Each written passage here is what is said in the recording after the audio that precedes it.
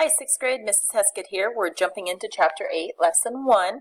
This is where last chapter 7, it was about expressions. This chapter is about equations. So here we got our math guy working hard on some algebra. So we have an equation is a statement that two mathematical expressions are equal. These are examples of equations. So we have 8 plus 12 equals 20, 14 equals a minus 3. Figure out what a is real quick. What would you subtract 3 from to get 14? Aha, very good. You said 17. Okay, then we have 2 times d equals 14. So what do you take times 2 to get 14? Yep, so d would equal 7. Awesome. A solution of an equation is the value of a variable that makes the equation true. So if we have x plus 3 equals 5, x is 2, x equals 2 is the solution of the equation because 2 plus 3 equals 5. So today we're going to be working on if it's a solution or not a solution. So let's look a little bit about some Duke women's basketball. So they lost 5 of their 20 games. The equation W plus 5 equals 29 can be used to find the number of wins W. Determine whether W equals 14 or W equals 24 is the solution of the equation. So if we look, we have check whether W equals 14 is the solution. So if we have W equals 14, wherever we see W, we put 14 in. So 14 plus 5 equals 29.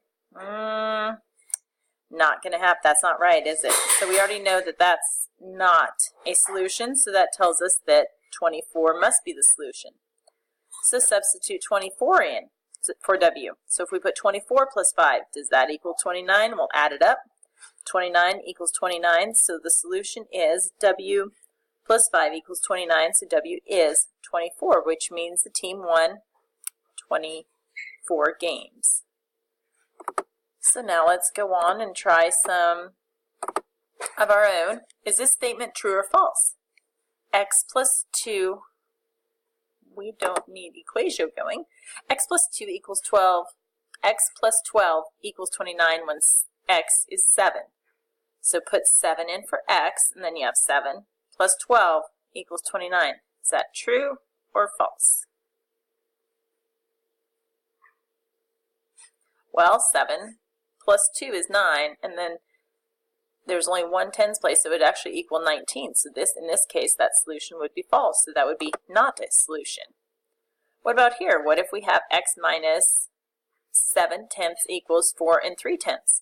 X equals 3 and 6 tenths, so if we put 3 and 6 tenths for x, and we subtract 7 tenths from that, do we get 4.3? No, so again, this one would not be a solution. So you have to do the math to figure out if they're solutions or not a solution. And that's what we'll be doing with for Chapter 8, Lesson 1. Have a good day.